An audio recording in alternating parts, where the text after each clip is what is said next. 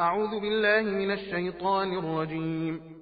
بسم الله الرحمن الرحيم. والمحصنات من النساء إلا ما ملكت أيمانكم كتاب الله عليكم، وأحل لكم ما وراء ذلكم أن تبتغوا بأموالكم محصنين غير مسافحين، فما استمتعتم به منهن فآتوهن أجورهن فريضة، ولا جناح عليكم فيما تراضيتم به من بعد الفريضة، إن الله كان عليما حكيما. ومن لم يستطع منكم طولا أن ينكح المحصنات المؤمنات فمما ملكت أيمانكم من فتياتكم المؤمنات، والله أعلم بإيمانكم، بعضكم من بعض، فانكحوهن بإذن أهلهن وآتوهن أجورهن بالمعروف محصنات غير مسافحات ولا متخذات أخدان،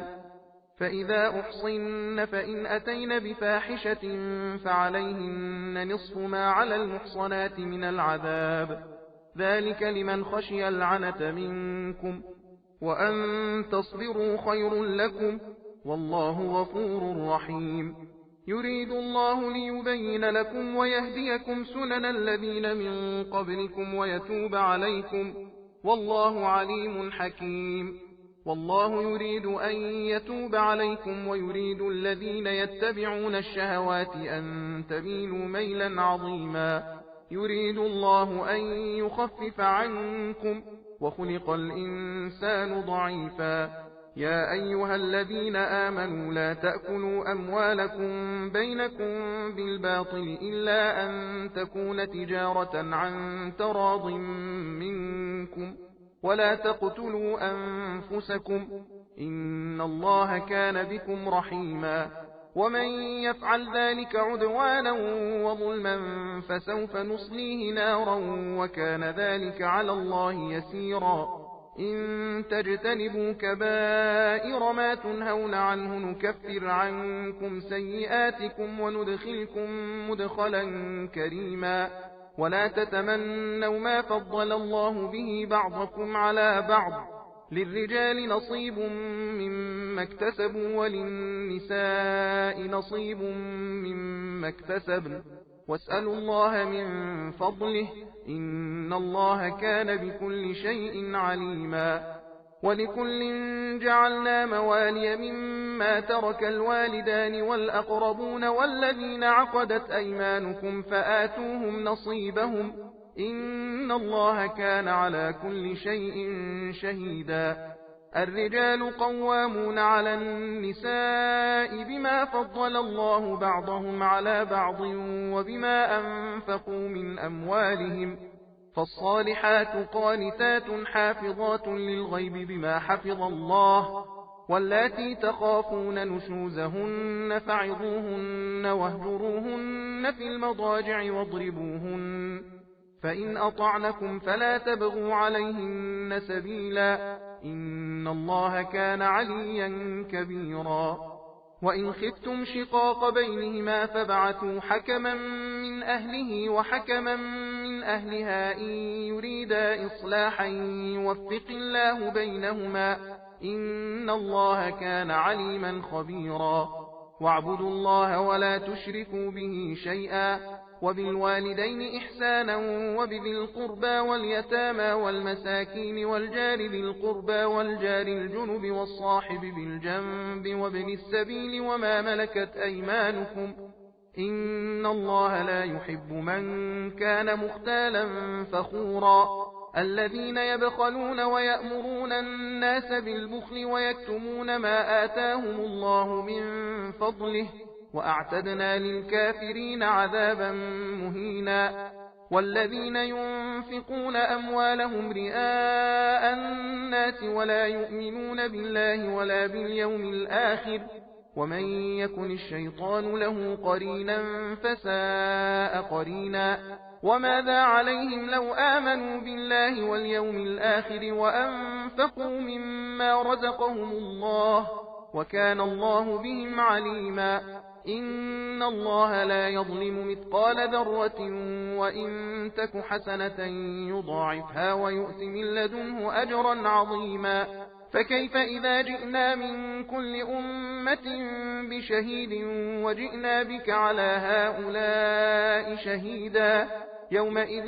يود الذين كفروا وعصوا الرسول لو تسوى بهم الأرض ولا يكتمون الله حديثا. يا أيها الذين آمنوا لا تقربوا الصلاة وأنتم سكارى حتى تعلموا ما تقولون ولا جنبا إلا عابري سبيل حتى تغتسلوا. وإن كنتم مرضى أو على سفر أو جاء أحد منكم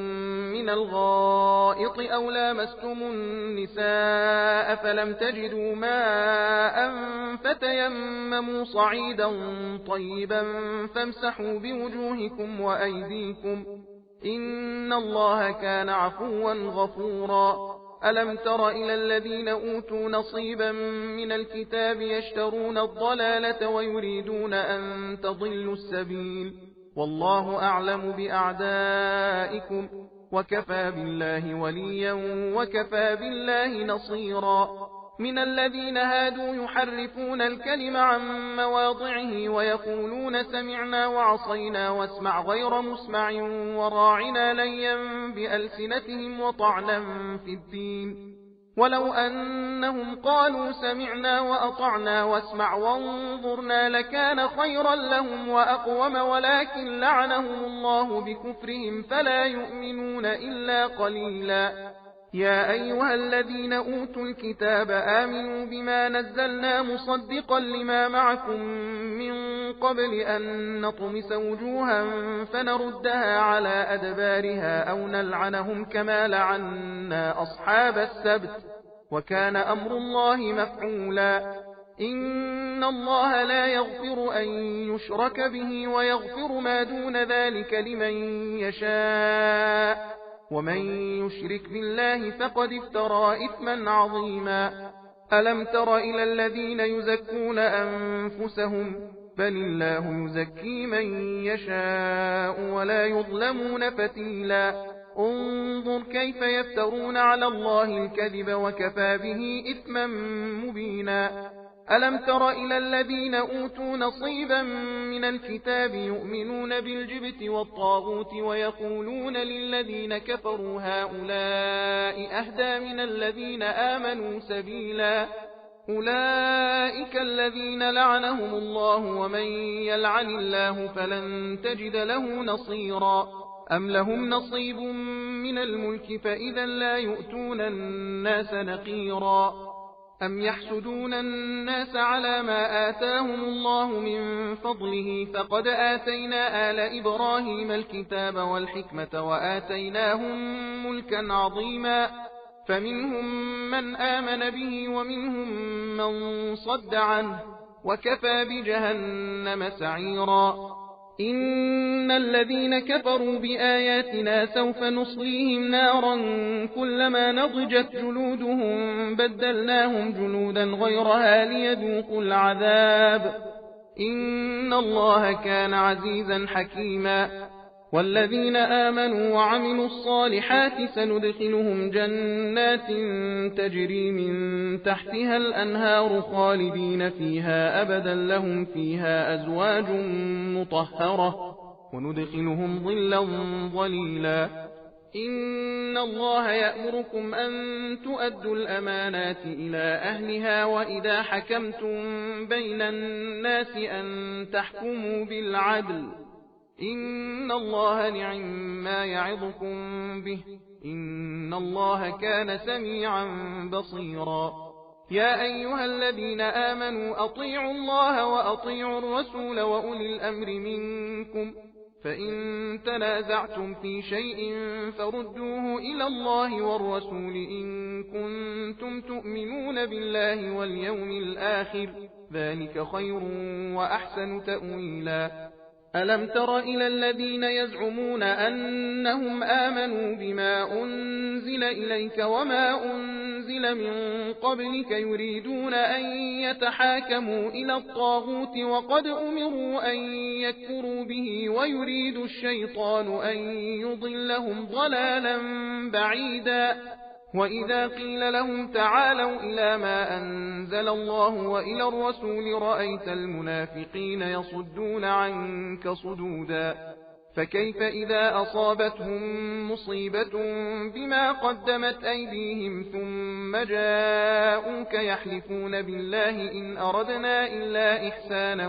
وتوفيقا أولئك الذين يعلم الله ما في قلوبهم فأعرض عنهم وعظهم وقل لهم في أنفسهم قولا بليغا وما أرسلنا من رسول إلا ليطاع بإذن الله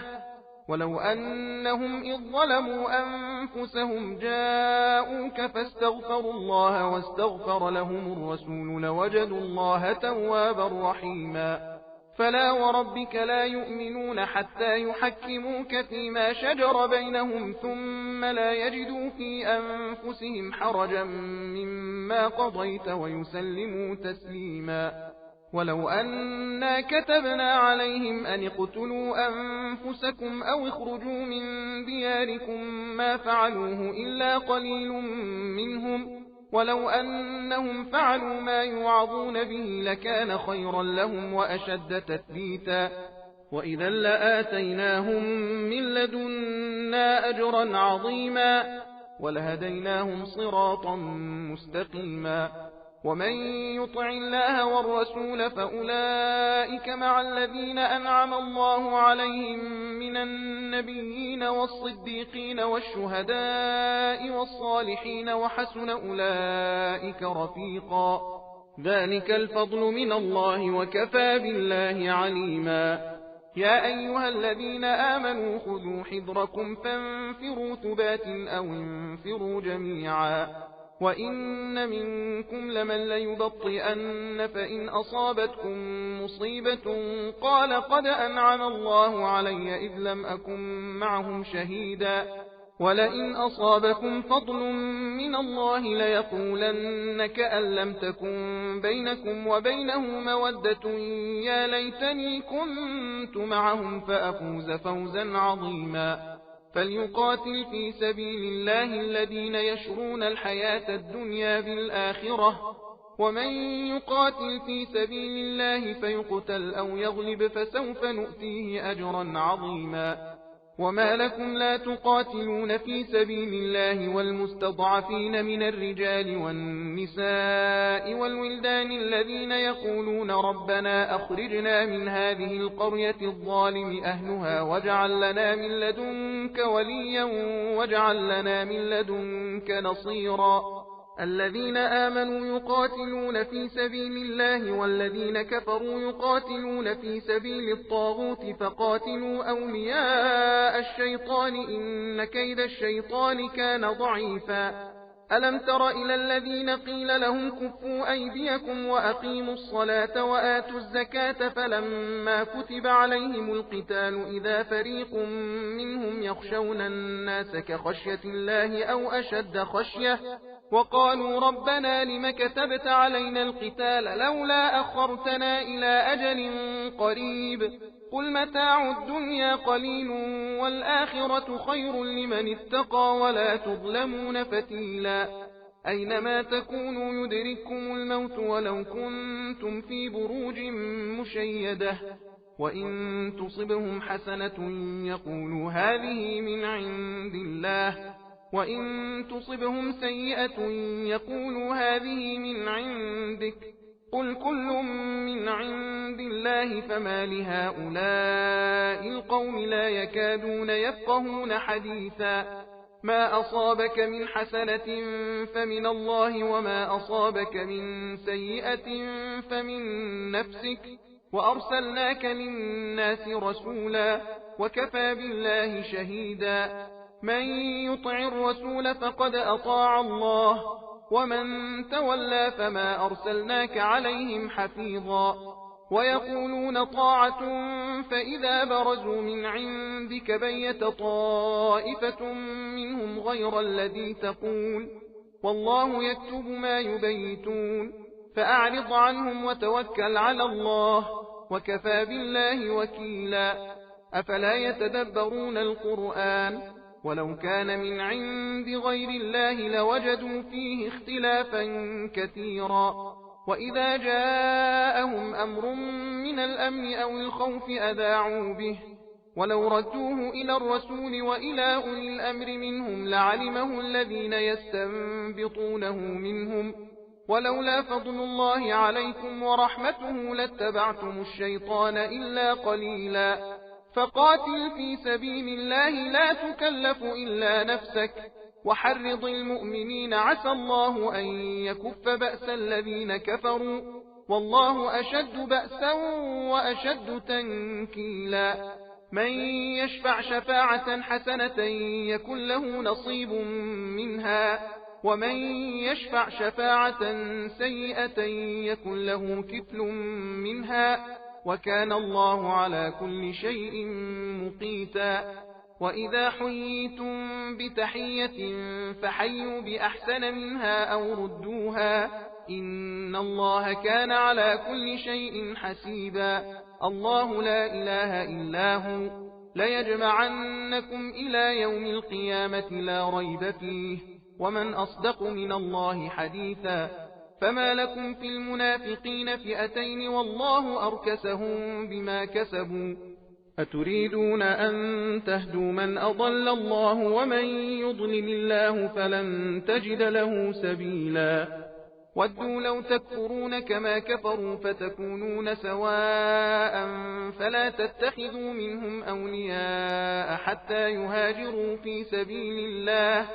فإن تولوا فخذوهم وقتلوهم حيث وجدتموهم ولا تتخذوا منهم وليا ولا نصيرا إلا الذين يصلون إلى قوم بينكم وبينهم ميثاق أو جاءوكم حصرت صدورهم أن يقاتلوكم أو يقاتلوا قومهم ولو شاء الله لسلطهم عليكم فلقاتلوكم فإن اعتزلوكم فلم يقاتلوكم وألقوا إليكم السلم فما جعل الله لكم عليهم سبيلا ستجدون آخرين يريدون أن يأمنوكم ويأمنوا قومهم كلما ردوا إلى الفتنة أركسوا فيها فإن لم يعتزلوكم ويلقوا إليكم السلم ويكفوا أيديهم فخذوهم وقتلوهم حيث ثقفتموهم وأولئكم جعلنا لكم عليهم سلطانا مبينا وما كان لمؤمن أن يقتل مؤمنا إلا خطأ ومن قتل مؤمنا خطأ فتحرير رقبة مؤمنة ودية مسلمة إلى أهله إلا أن يصدقوا فإن كان من قوم عدو لكم وهو مؤمن فتحرير رقبة مؤمنة وإن كان من قوم بينكم وبينهم ميثاق فدية مسلمة إلى أهله وتحرير رقبة مؤمنة فمن لم يجد فصيام شهرين متتابعين توبة من الله وكان الله عليما حكيما ومن يقتل مؤمنا متعمدا فجزاؤه جهنم خالدا فيها وغضب الله عليه ولعنه وأعد له عذابا عظيما يا أيها الذين آمنوا إذا ضربتم في سبيل الله فتبينوا ولا تقولوا لمن ألقى إليكم السلام لست مؤمنا تبتغون عرض الحياة الدنيا فعند الله مغانم كثيرة كذلك كنتم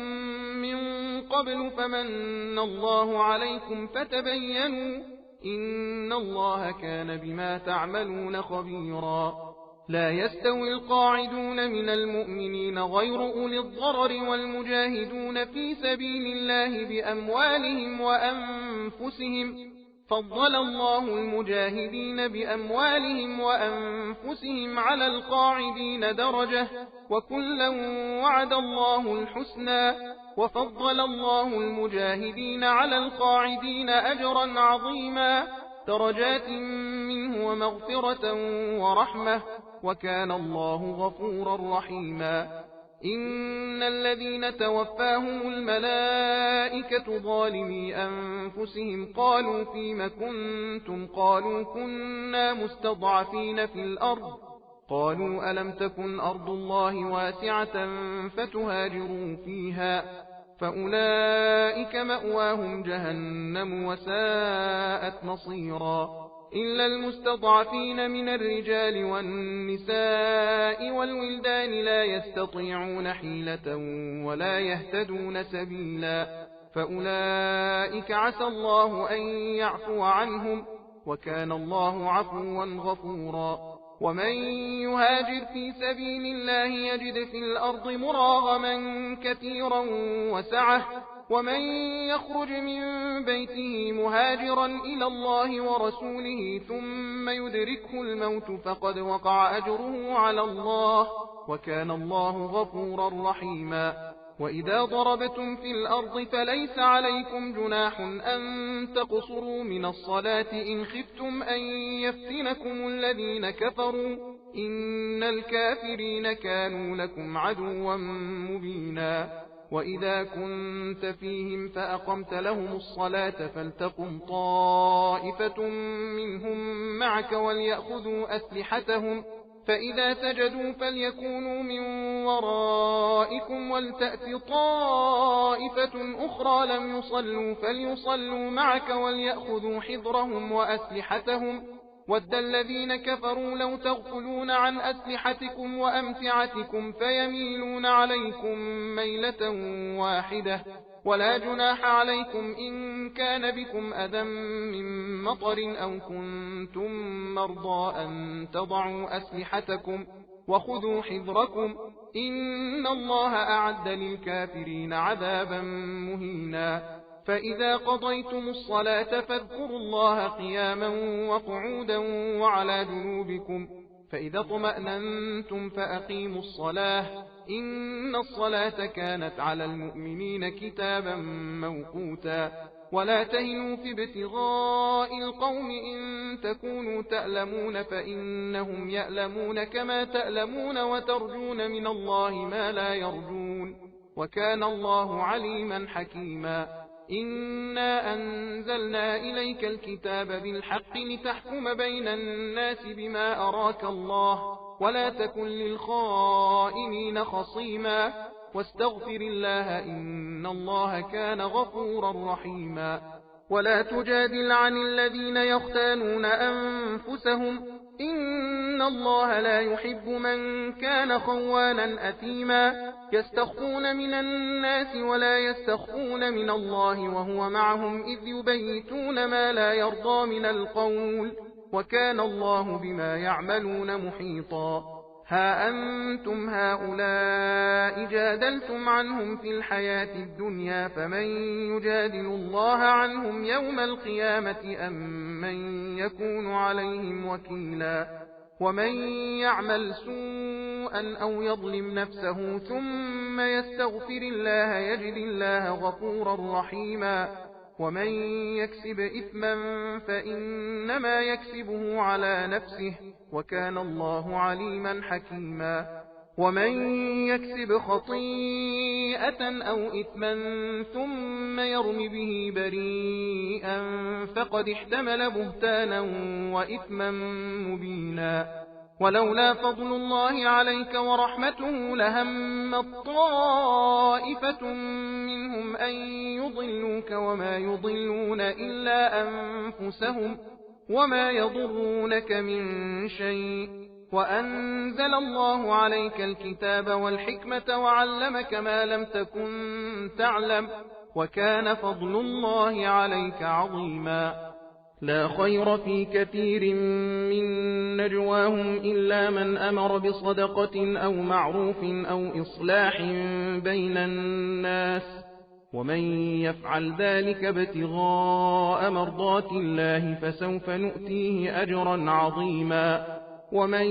يشاقق الرسول من بعد ما تبين له الهدى ويتبع غير سبيل المؤمنين نوله ما تولى ونصله جهنم وساءت مصيرا إن الله لا يغفر أن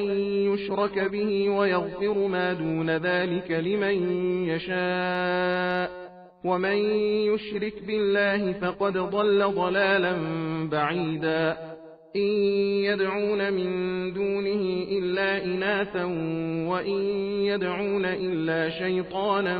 مريدا لعنه الله وقال لأتخذن من عبادك نصيبا مفروضا ولأضلنهم ولأمنينهم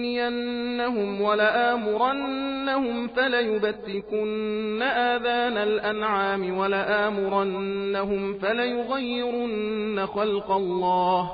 ومن يتخذ الشيطان وليا من دون الله فقد خسر خسرانا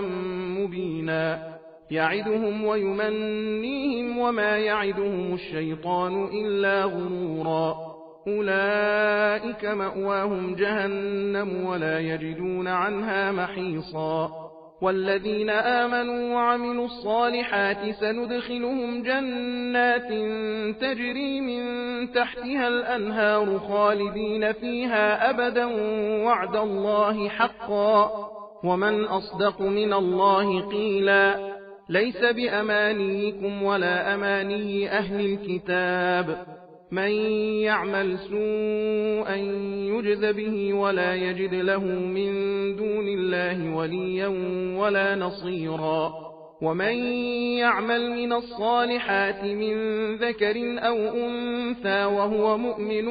فأولئك يدخلون الجنة ولا يظلمون نقيرا ومن أحسن دينا ممن أسلم وجهه لله وهو محسن واتبع ملة إبراهيم حنيفا واتخذ الله إبراهيم خليلا ولله ما في السماوات وما في الأرض وكان الله بكل شيء محيطا ويستفتونك في النساء قل الله يفتيكم فيهن وما يتلى عليكم في الكتاب في يتامى النساء اللاتي لا تؤتونهن ما كتب لهن وترغبون أن تنكحوهن والمستضعفين من الولدان وأن تقوموا لليتامى بالقسط وما تفعلوا من خير فإن الله كان به عليما وإن امرأة خافت من بعلها نشوزا أو إعراضا فلا جناح عليهما أن يصلحا بينهما صلحا والصلح خير وأحضرت الأنفس الشح وإن تحسنوا وتتقوا فإن الله كان بما تعملون خبيرا ولن تستطيعوا أن تعدلوا بين النساء ولو حرصتم فلا تميلوا كل الميل فتذروها كالمعلقة وإن تصلحوا وتتقوا فإن الله كان غفورا رحيما وإن يتفرقا يغن الله كلا من سعته وكان الله واسعا حكيما ولله ما في السماوات وما في الأرض ولقد وصينا الذين أوتوا الكتاب من قبلكم وإياكم أن اتقوا الله وإن تكفروا فإن لله ما في السماوات وما في الأرض وكان الله غنيا حميدا ولله ما في السماوات وما في الأرض وكفى بالله وكيلا إن يشأ يذهبكم أيها الناس ويأتي بآخرين وكان الله على ذلك قديرا من كان يريد ثواب الدنيا فعند الله ثواب الدنيا والآخرة وكان الله سميعا بصيرا يا أيها الذين آمنوا كونوا قوامين بالقسط شهداء لله ولو على أنفسكم أو الوالدين والأقربين إن يكن غنيا أو فقيرا فالله أولى بهما فلا تتبعوا الهوى أن تعدلوا وإن تلووا أو تعرضوا فإن الله كان بما تعملون خبيرا يا أيها الذين آمنوا بالله ورسوله والكتاب الذي نزل على رسوله والكتاب الذي أنزل من قبل ومن يكفر بالله وملائكته وكتبه ورسله واليوم الآخر فقد ضل ضلالا بعيدا إن الذين آمنوا ثم كفروا ثم آمنوا ثم كفروا ثم ازدادوا كفرا لم يكن الله ليغفر لهم ولا ليهديهم سبيلا بشر المنافقين بأن لهم عذابا أليما الذين يتخذون الكافرين أولياء من دون المؤمنين أيبتغون عندهم العزة فإن العزة لله جميعا وقد نزل عليكم في الكتاب أن إذا سمعتم آيات الله يكفر بها ويستهزأ بها فلا تقعدوا معهم حتى يخوضوا في حديث غيره إنكم إذا مثلهم إن الله جامع المنافقين والكافرين في جهنم جميعا الذين يتربصون بكم فإن كان لكم فتح من الله قالوا ألم نكن معكم وإن كان للكافرين نصيب قالوا ألم نستحوذ عليكم ونمنعكم من المؤمنين فالله يحكم بينكم يوم القيامة ولن يجعل الله للكافرين على المؤمنين سبيلا إن المنافقين يخادعون الله وهو خادعهم وإذا قاموا إلى الصلاة قاموا كسالى يراءون الناس ولا يذكرون الله إلا قليلا مذبذبين بين ذلك لا إله هؤلاء ولا إله هؤلاء ومن يضلل الله فلن تجد له سبيلا يا أيها الذين آمنوا لا تتخذوا الكافرين أولياء من دون المؤمنين أتريدون أن تجعلوا لله عليكم سلطانا مبينا إن المنافقين في الدرك الأسفل من النار ولن تجد لهم نصيرا إلا الذين تابوا وأصلحوا واعتصموا بالله وأخلصوا دينهم لله فأولئك مع المؤمنين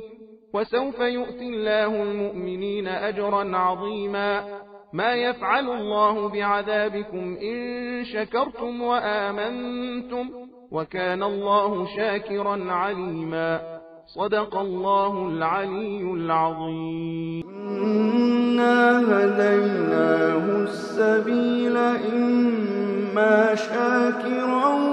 وإما كفورا